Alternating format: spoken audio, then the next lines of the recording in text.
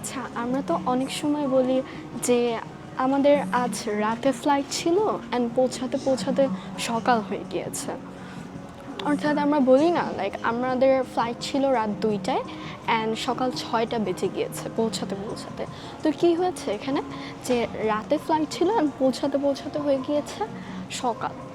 So এইটাকে আমরা ইংলিশে কী বলতে পারি একটু ইন্টারেস্টিং অথবা একটু ইডিয়ামিক ওয়েতে?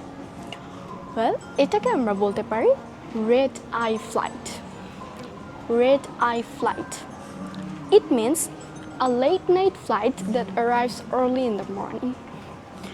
A red night flight that arrives early in the morning. And if I say it in Bangla, রাতের ফ্লাইট যখন সকালে পৌঁছায়। রাতের ফ্লাইট যখন সকালে পৌঁছায়। A late night flight that arrives early in the morning.